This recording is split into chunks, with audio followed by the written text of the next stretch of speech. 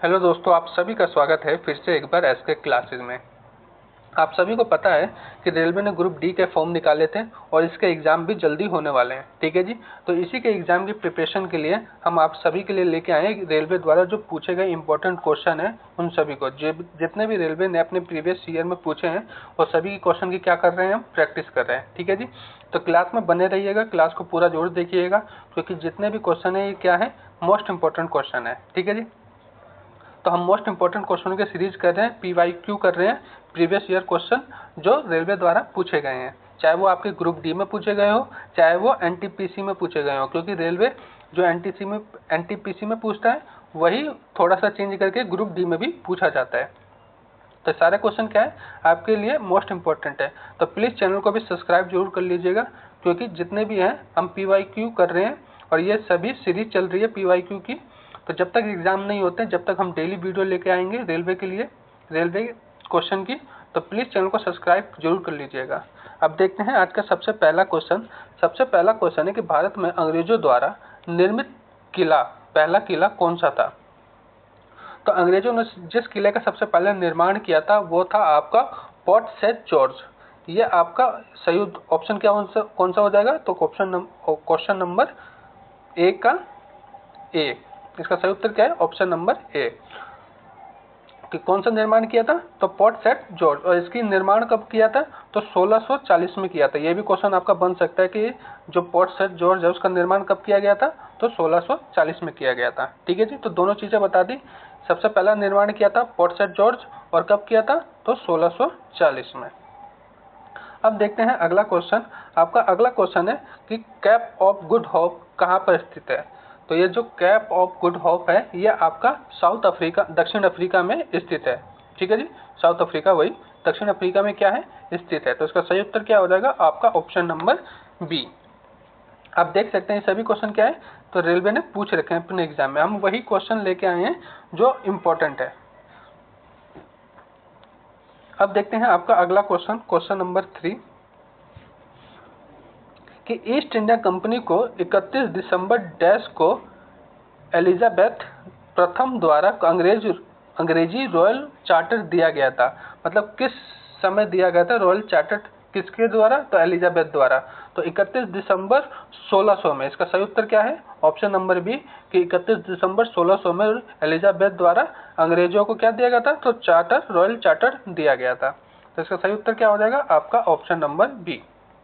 ये भी आपका ग्रुप डी में 2018 के एग्जाम में पूछा गया है। ठीक है जी। तो सही ऑप्शन क्या है, 31 दिसंबर 1600 में रॉयल चार्टर दिया गया था। अब देखते हैं आपका अगला क्वेश्चन नंबर है 4 कि अंग्रेजों ने भारत में क्षेत्रों को प्रांतों में विभाजित किया। जो क्षेत्रों को क्या किया, प्रांतों में विभाजित किया, जैसे बंगाल, आपका बॉम्बे, मद्रास, जिन्हें डैश कहा जाता है। इनको क्या कहा जाता था उस समय, तो अंग्रेजों द्वारा उन्हें कहा जाता था प्रेसिडेंसी। ठीक है जी। तो इन क्षेत्रों को क्या कहा जाता था, तो प्रेसिडेंसी कहा जाता था। तो इसका सही उत्तर क्या हो जाएगा, आपका ऑप्शन नंबर ए। ठीक है जी। अब चलते हैं आज के अगले क्वेश्चन पे। आपका अगला क्वेश्चन है कि भारत में पहली ब्रिटिश प्रेसिडेंसी की स्थापना कहाँ की गई थी।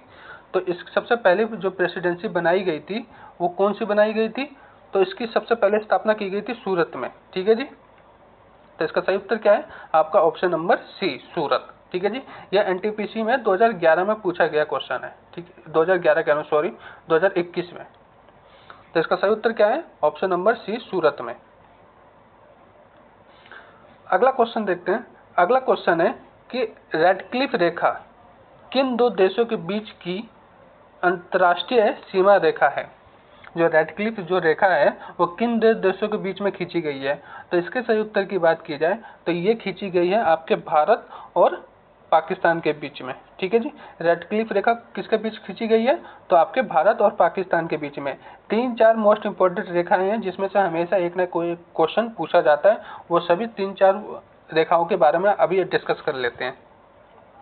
देखिए, इसको तो पता चल गया ना कि रेडक्लिफ रेखा किसके बीच में खींची गई है, तो भारत और पाकिस्तान के बीच में। बाकी रेखाओं को देख लेते हैं। देखिए, यहाँ पे सीमा रेखा दे रखी है और यहाँ पे देश दे रखा है। तो किन देशों के बीच में कौन सी रेखाएं हैं, ये इंपॉर्टेंट है, ये हर बार पूछा जाता है। कोई ना कोई इसमें से एक रेखा पूछ लिया जाता है। तो ये ये जो 4 रेखाएं हैं ये इंपॉर्टेंट है, ठीक है जी। तो चलिए इनको देखते हैं। तो रेड क्लिफ किसके बीच खींची गई है? तो भारत पाकिस्तान के, अभी जस्ट देखा हमने। मैकमोहन रेखा, ये भी इंपॉर्टेंट है। मैकमोहन रेखा किसके बीच खींची गई है? तो भारत और चीन के बीच में खींची गई है मैकमोहन रेखा, ठीक है जी। खींचने वाले एक ब्रिटिश अधिकारी था जिसका क्या नाम था? मैकमोहन था। तो उन्हीं के बीच उन्होंने ये रेखा खींची थी, ठीक है जी। तो ये किसके बीच खींची गई है? तो भारत और चीन के बीच में। अगला है डूरंड रेखा, तो ये किसके बीच खींची गई है? तो ये खींची गई है पाकिस्तान और अफगानिस्तान के बीच में, ठीक है जी।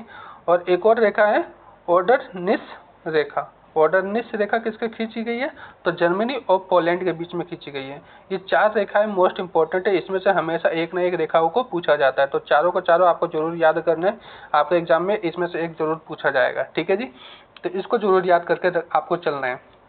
ये चारों इंपॉर्टेंट, खास तौर पे इंडिया वाले जितने भी हैं ये 3 मोस्ट इंपॉर्टेंट है, ठीक है जी। रेडक्लिफ, मैकमोहन और डूरन, ठीक है जी। अब देखते हैं अगला क्वेश्चन आपका। अगला क्वेश्चन है कि निम्नलिखित में से किस शहर को पूर्व का स्कॉटलैंड कहा जाता है? पूर्व का स्कॉटलैंड, तो पूर्व का स्कॉटलैंड किसे कहा जाता है? तो वो कहा जाता है सिंगाल को, ठीक है जी। तो इसका सही उत्तर क्या हो जाएगा? आपका ऑप्शन नंबर बी, सिंगाल को इसका पूर्व का स्कॉटलैंड कहा जाता है, ठीक है जी। ये भी इंपॉर्टेंट है, ये भी 2021 में पूछा गया क्वेश्चन है, ठीक है जी। तो पूर्व का स्कॉटलैंड सिंगाल। अगला क्वेश्चन है आपका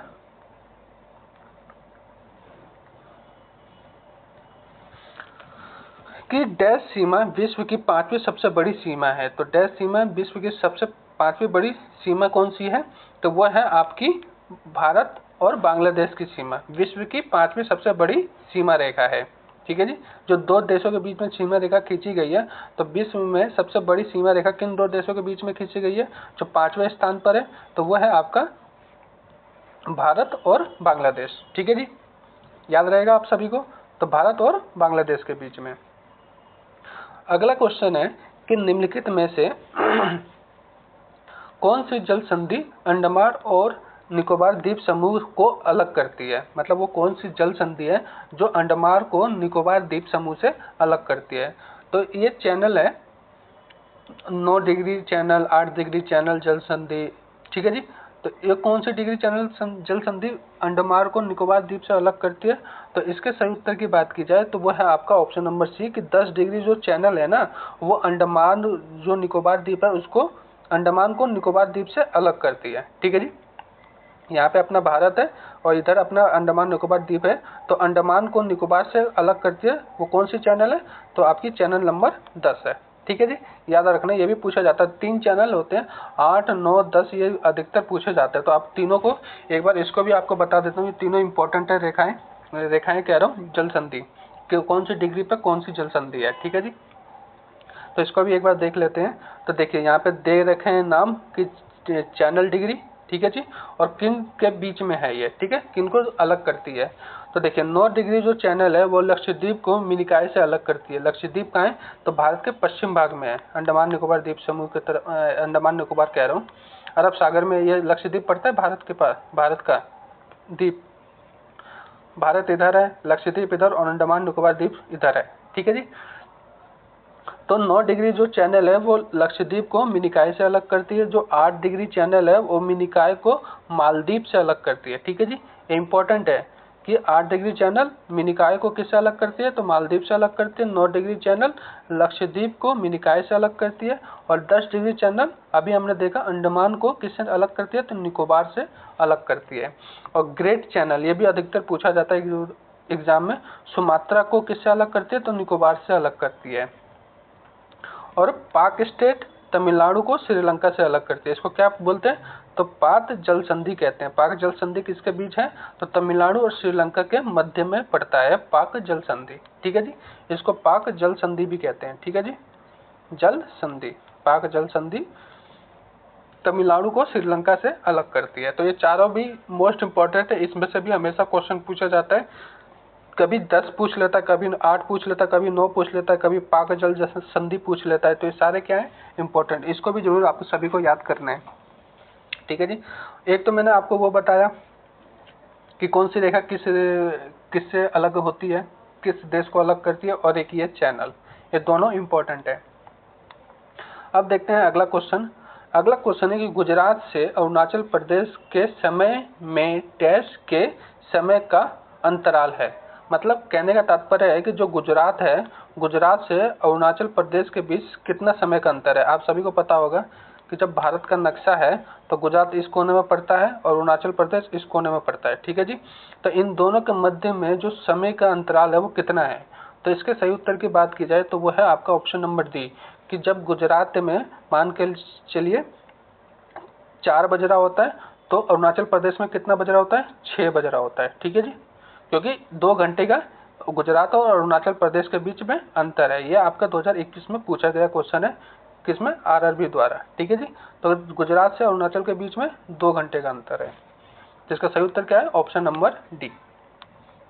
अब देखते हैं अगला क्वेश्चन। अगला क्वेश्चन है कि भारतीय संविधान की कौन सी विशेषता राज्य स्तर पर और केंद्र में सरकारों के अस्तित्व को संदर्भित करती है।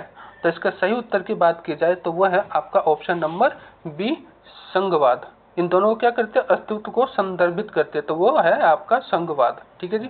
तो इसका सही उत्तर क्या है, आपका ऑप्शन नंबर बी। ये देखिए आरआरबी के ग्रुप डी में पूछा गया क्वेश्चन है ये, और कब पूछा है, तो 2022 में, ठीक है जी। तो ये भी क्या है, आपके एग्जाम के लिए इंपॉर्टेंट है। तो प्लीज चैनल को सब्सक्राइब जरूर कर लीजिएगा, क्योंकि सारे के सारे क्वेश्चन क्या है, इंपॉर्टेंट है। और इंपॉर्टेंट क्वेश्चन के लिए आपको क्या करना पड़ेगा, तो चैनल को सब्सक्राइब करना पड़ेगा और वीडियो को लाइक करना पड़ेगा, क्योंकि डेली हम इंपॉर्टेंट क्वेश्चन की सीरीज लेके आएंगे जब तक आपका एग्जाम नहीं होते। तो प्लीज चैनल को जरूर सब्सक्राइब करें। अब देखते हैं अगला क्वेश्चन। अगला क्वेश्चन है कि स्वतंत्रता के बाद भारत को संविधान सभा के अध्यक्ष कौन थे। मतलब स्वतंत्रता के बाद भारत के संविधान सभा के अध्यक्ष कौन थे। तो स्वतंत्रता के बाद की बात की जाए तो वो थे डॉक्टर राजेंद्र प्रसाद, ठीक है जी। ये क्या थे, स्वतंत्रता के बाद राज्यसभा के संविधान सभा के अध्यक्ष थे, ठीक है जी। संविधान सभा के अध्यक्ष कौन थे, तो डॉक्टर राजेंद्र प्रसाद, ठीक है जी। अगला क्वेश्चन देखते हैं कि भारतीय संविधान के निर्माण के दौरान निम्नलिखित में से किसने उद्देश्य के कथन को प्रस्तुत किया। उद्देश्य के कथन को क्या किया, प्रस्तुत किया। Objective solution. तो किसने प्रस्तुत किया, तो ये प्रस्तुत करने वाले थे आपके जवाहरलाल नेहरू, ऑप्शन सी। कि उद्देश्य के कथन को प्रस्तुत करने वाले कौन थे संविधान में, भारतीय संविधान में के निर्माण में। मतलब भारतीय जब संविधान का निर्माण हो रहा था तो उसके उद्देश्य के कथन को जो प्रस्तुत किया गया वह जवाहरलाल नेहरू द्वारा क्या किया गया, प्रस्तुत किया गया। तो इसका सही उत्तर है आपका ऑप्शन नंबर सी। अब देखते हैं अगला क्वेश्चन। अगला क्वेश्चन है कि स्वतंत्र भारत के प्रथम विदेश मंत्री कौन थे। तो स्वतंत्र भारत के प्रथम विदेश मंत्री आपके कौन थे, तो ये थे आपके जवाहरलाल नेहरू। ये क्या थे, तो प्रथम विदेश मंत्री भी थे और ये प्रथम प्रधानमंत्री भी थे, ठीक है जी। प्रथम राष्ट्रपति कौन थे, तो आपके डॉक्टर राजेंद्र प्रसाद थे, ठीक है, राजेंद्र प्रसाद। और प्रधानमंत्री भी और विदेश मंत्री भी कौन थे, तो जवाहरलाल नेहरू थे, ठीक है जी। ये भी पूछा जाता है क्वेश्चन, 2021 में पूछा गया क्वेश्चन है। अब देखते हैं अगला क्वेश्चन। अगला क्वेश्चन है कि भारत की संविधान सभा का विचार पहली बार किसने दिया था। तो सबसे पहले जो विचार दिया था वो किसने दिया था, तो आपके M.N. रॉय ने दिया था। M.N. रॉय ने दिया था सबसे पहले विचार, ठीक है। संविधान सभा का सबसे पहला विचार किसने दिया था, तो M.N. रॉय ने दिया था। उसका सही उत्तर क्या हो जाएगा, आपका ऑप्शन नंबर बी, ठीक है जी।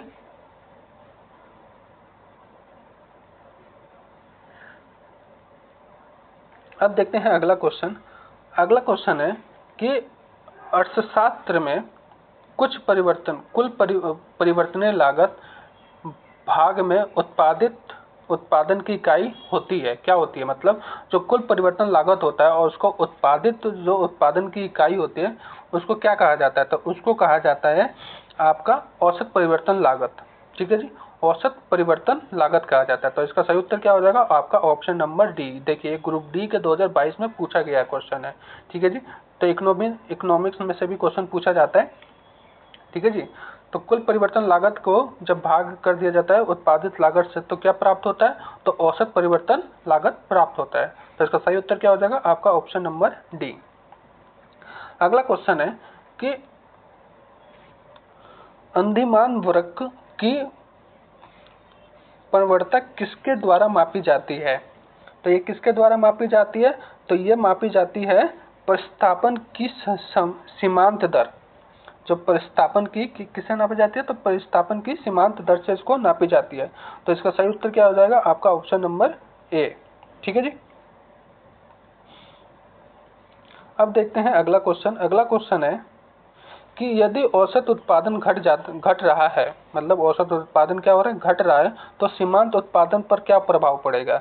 मान के चलिए औसत उत्पादन है वो दिन पर दिन घटता जा रहा है। ठीक है जी। तो इसके सीमांत उत्पादन पर क्या प्रभाव पड़ेगा? तो यह औसत उत्पादन से क्या हो जाएगा? कम हो जाएगा। तो इसका सही उत्तर क्या है? आपका ऑप्शन नंबर डी, यह औसत उत्पादन से क्या हो जाएगा? कम हो जाएगा। ठीक है जी। जब औसत उत्पादन घट रहा होता है, सीमांत उत्पादन में क्या हो जाता है? कम हो जाता है।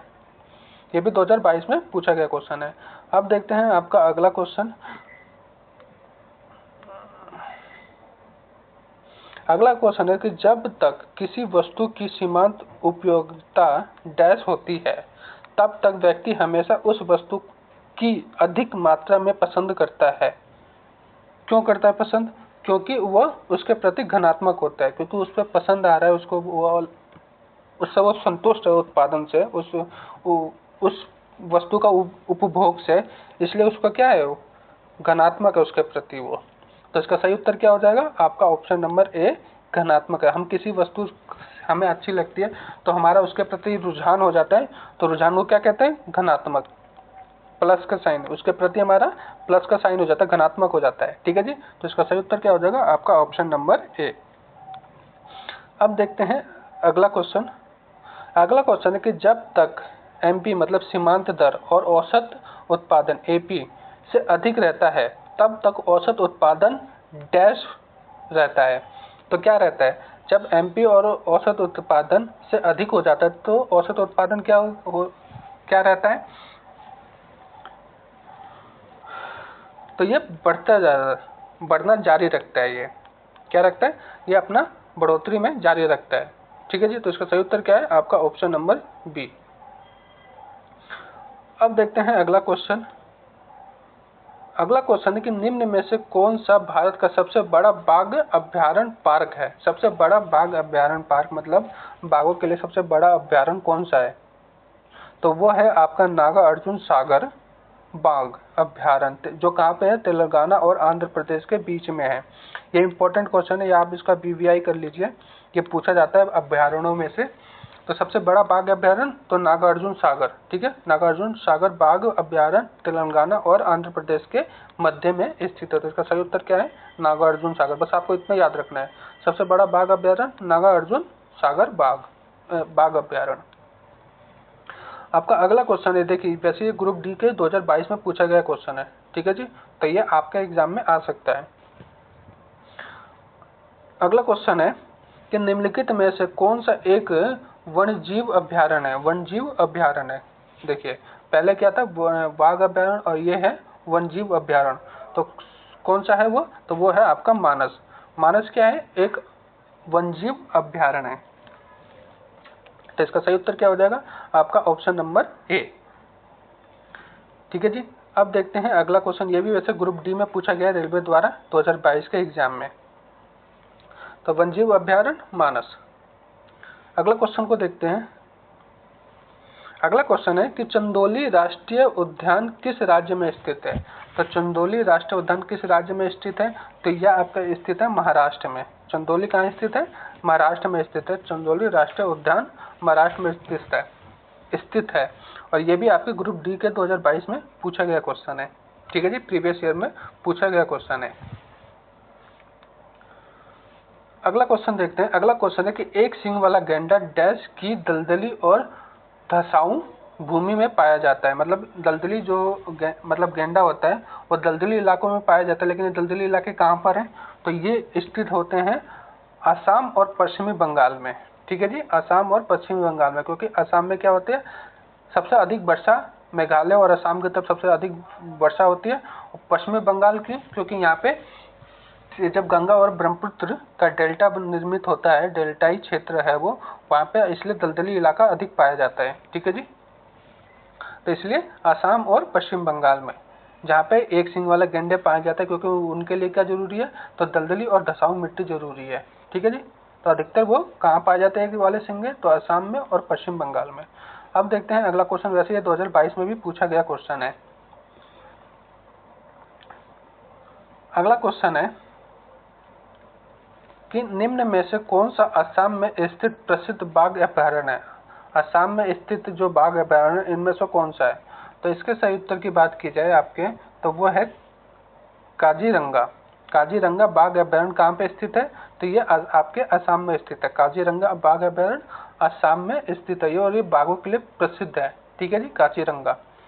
ठीक है जी। तो ये भी क्वेश्चन कब पूछा गया, आपके 2022 के एग्जाम में पूछा गया क्वेश्चन है, वो भी स्पेशल ग्रुप डी में पूछा गया है। ठीक है, तो एक अभ्यारणों में से आपके जरूर पूछे जाते हैं क्वेश्चन।